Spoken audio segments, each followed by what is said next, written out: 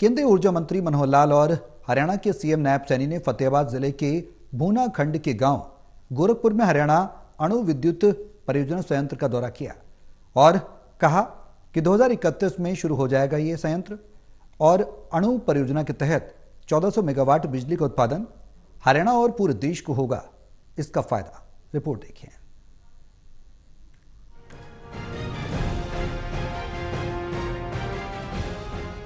केंद्रीय ऊर्जा मंत्री मनोहर लाल और हरियाणा के मुख्यमंत्री नायब सिंह सैनी ने फतेहाबाद जिले के भूना खंड के गांव गोरखपुर में हरियाणा अणु विद्युत परियोजना संयंत्र का दौरा किया।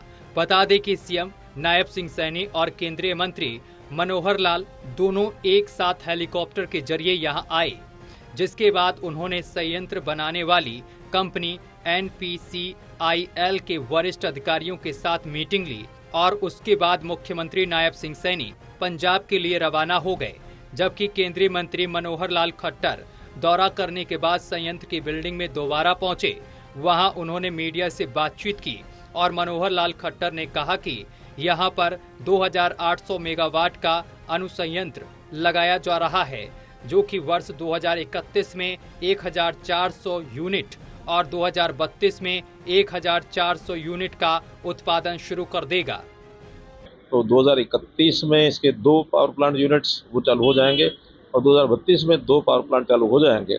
चारों जो ये प्लांट है ये 2800 मेगावाट की बिजली पैदा करेंगे, जिसमें 50% हरियाणा प्रांत को मिलेगी और 50% का जो केंद्रीय पूल में बिजली जाएगी, ताकि जहाँ भी कहीं यूज़ होगी उसको हम यूज़ कर सकेंगे।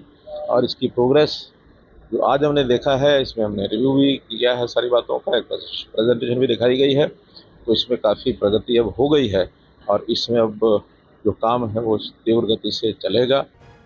मनोहर लाल खट्टर ने आगे कहा कि इस संयंत्र को क्लीयरेंस वर्ष 2014 में मिल गई थी। आमतौर पर अणु संयंत्र लगाने में 13 वर्ष का समय लगता है, लेकिन यहाँ की जमीन रेतीली होने के कारण और कुछ टेक्निकल इशू होने के कारण इसमें समय अधिक लग रहा है। इस अणु परियोजना के 50% बिजली पर हरियाणा का हक होगा, जबकि 50% बिजली केंद्र को मिलेगी। यह योजना 42,000 करोड़ रुपए की है। वहीं आसपास के गांव में विकास परियोजना के लिए भी इस संयंत्र के माध्यम से 80 करोड़ रुपए खर्च किए जा रहे हैं। ये जो गोरखपुर का न्यूक्लियर पावर प्लांट, इस पर मेरा आज पहली बार आना हुआ है। वैसे तो ये जनवरी 2014 में इसको क्लियरेंस दी गई थी और सामान्यतः जो न्यूक्लियर पावर प्लांट्स को लगाने का जो टाइम पीरियड जो तय किया गया है वो 13 साढ़े 13 वर्ष है। लेकिन अब जो आज आकर के हमको पता लगा है, इसमें कुछ देरी के कारण ये बताए गए हैं, जिसमें टेक्निकल कारण भी हैं, एडमिनिस्ट्रेटिव कारण भी हैं। तो अब जो ये प्लांट है, आज इसका सब जो प्रगति है, प्रोग्रेस है, वो हमने देखी है।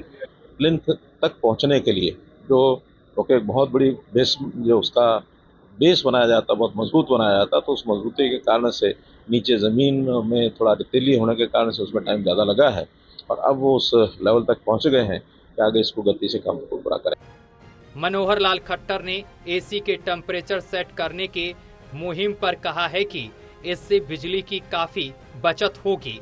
वहीं व्यक्ति के स्वास्थ्य के लिए भी एसी का कम तापमान हानिकारक है। हर चीज़ जो सप्लाई की होती है और जो राष्ट्रव्यापी होती है, उसका रेगुलेशन का काम ये सरकारों का होता है, डिपार्टमेंट का होता है। तो एक रेगुलेटरी मेजर इस नाते से एक सुझाव मैंने सामने पब्लिक के रखा है और उसके ऊपर अच्छी बहस छिड़ी है। और अच्छी बहस छिड़ने के बाद अधिकांश लोग ये कहते हैं कि इससे लाभ होगा, जो कंज्यूमर है उसका लाभ होगा, बिजली बचेगी। 1 डिग्री टेम्परेचर को अगर वो उसको कम खर्च करते हैं बिजली का, तो 6% का लाभ उसके बिजली के बिल में हो जाता है।